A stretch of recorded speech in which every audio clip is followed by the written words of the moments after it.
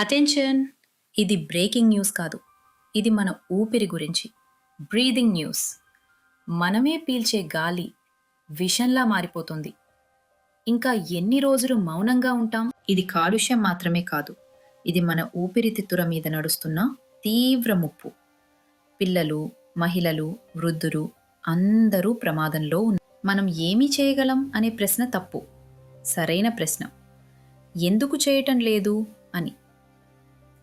చైనాలోని బీజింగ్ నగరంలో 993 ఏక్యూఐ ఉన్న కాలుష్యాన్ని నేరుగా 37కి తగ్గించారు. అవును, ఇది అసంభవం కాదు.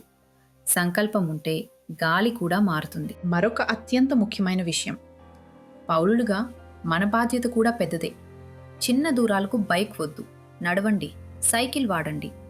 మన ఊపిరిని మనమే కాపాడుకోవాలి. కానీ ప్రభుత్వానికి ఒక సూటి ప్రశ్న. ఈరోజు ప్రజలు పొగ పీలుస్తుంటే కాలుష్యం తగ్గించే సమగ్ర ప్రణాళిక ఎప్పుడు వస్తుంది? పేపర్ మీద కాదు, యాక్షన్ ఎప్పుడు?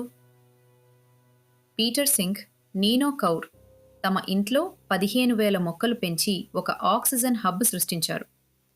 15,000 మొక్కలు పెంచి ఒక ఆక్సిజన్ హబ్ సృష్టించారు. ఒక ఇంట్లో జరిగిన మార్పు ఇది. ఒక్క నగరం మారితే ఎలా ఉంటుందో ఊహించండి. అర్బన్ ఫారెస్టులు, సోలార్ ఎనర్జీ, బలమైన పబ్లిక్ ట్రాన్స్పోర్ట్ లాంటి బలమైన పాలసీలు కావాలి. స్వచ్ఛమైన గాలి పీల్చుకోవడం మన హక్కు. గాలి విషమయ్యే లోపే మన గొంతు గట్టిగా వినిపించాలి. దిస్ ఇస్ నేత్ర మీడియా. మేము ప్రశ్నిస్తాం, మీకోసం, మీ హక్కుల కోసం.